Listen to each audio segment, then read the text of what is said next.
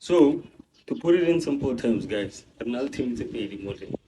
Team Yamatomoke Team Axis of Resistance, which is a team led by Iran to fight against American and Israeli influence.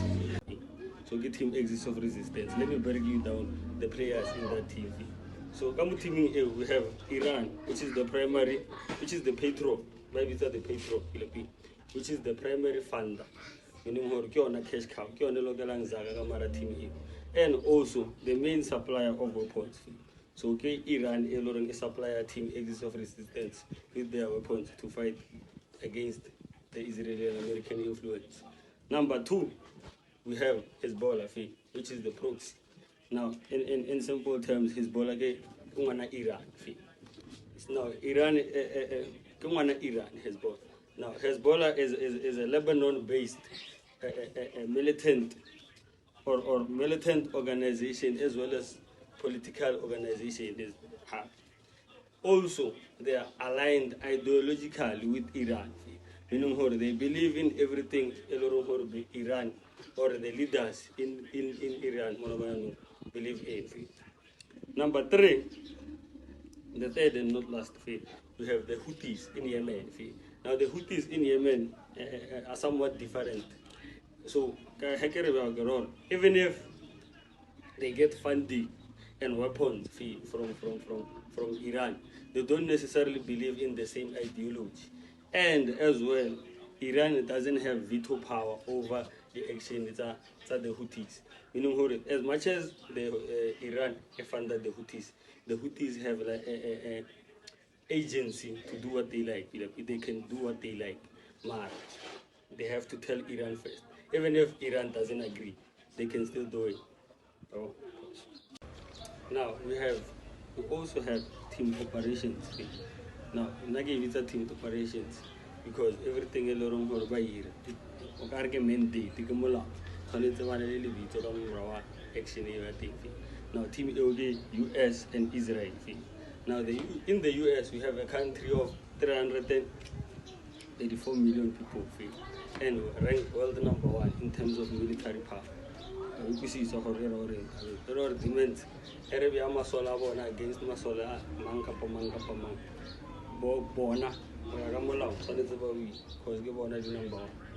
Now number two we have Israel with the country. It's a small country, it's a very small country and a population with a population of plus minus 9 million people in Israel and ranked world number 15 in military.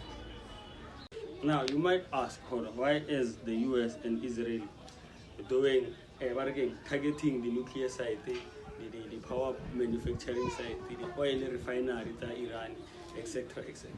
Now the strategy in which the US and Israel are implementing is a thing a lot of with a war of attrition.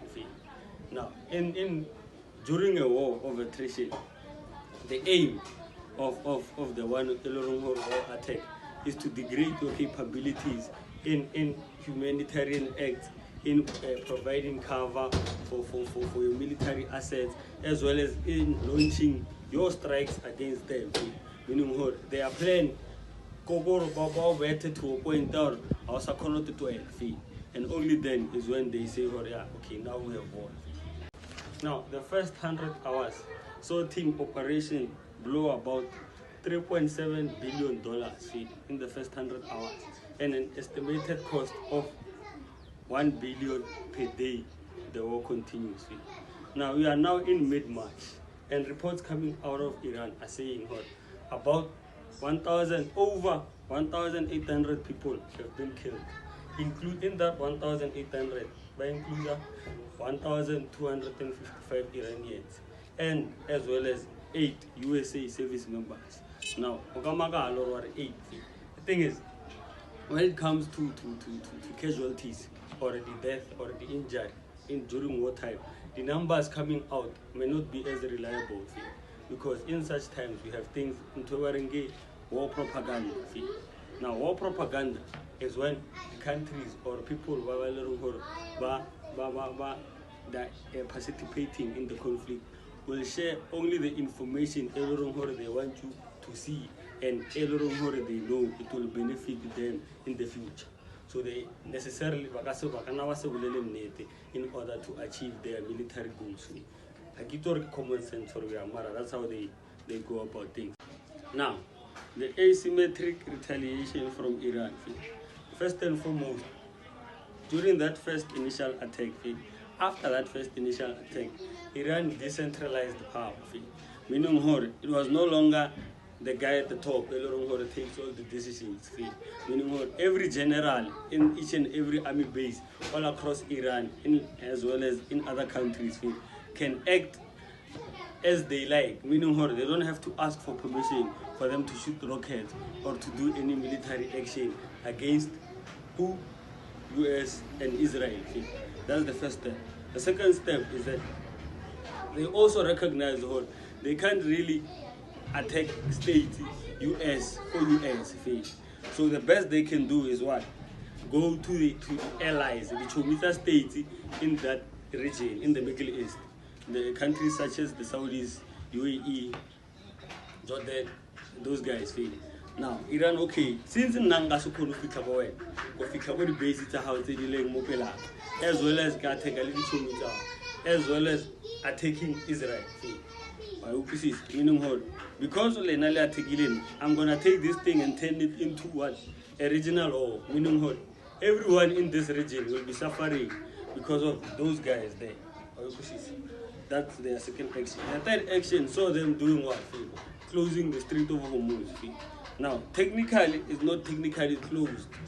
It's just closed to states and Israel. Because that's what, again, the Iranian officials came out and said during the past few days. Now, guys, we're not didn't arrange one.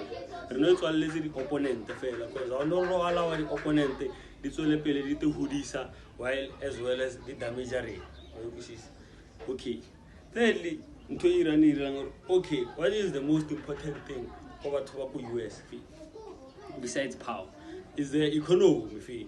What we're gonna do is have a stranglehold on their economy. Because for this thing is about survival. Everything else is bullshit. Iran recognized during that initial 12-day war, or these guys won't stop coming for us. But no, 6 months, Barabeta, Rasiza fire, Babala Morao, Hebo Gongar million to have like a half. So Iran's plan, is that guy. Their aim is to head state to a point during Abasanya Wobo, Bagas to 11 Yobo, Barbatanella Ira. That's their strategy. Now it's a problem for state and Israel because Bonano reports are saying they are asking for a ceasefire. And Trump himself, what penny who be the country saying what are involved or the Marimiri worship or the Kerikono Escota, the cargo ships in the Strait of Hormuz. So basically, all signs are pointing to what this war is going exactly how what Iran wants it. Meaning, Bona, the loss of life, I mind the Gamco as much as if they don't fight, they are basically finished. So no, by keeping on fighting, Montoy, is willing to stay fighting than Ola Alwelang for Fita. Okay, victory dilemma. So it's a problem in the US because you are having high officials in the US government resign in protest of this war. So in the US, this war is a 50-50 split.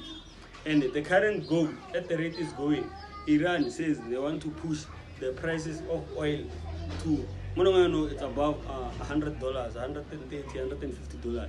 Iran says they want to push it to what? $200 per barrel. Now that would be bad, really, really bad for the economy of what? Of the US.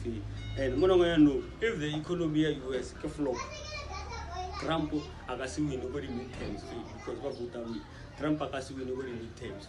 Now his goal is to end this war before if he can mid-year, around June time. And we have a talk where it last 4 to 5 weeks.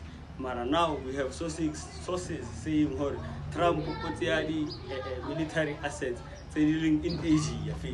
body director or the guy the side of the Middle East. So I want to have 4 to 5 weeks. It's looking shaky, guys.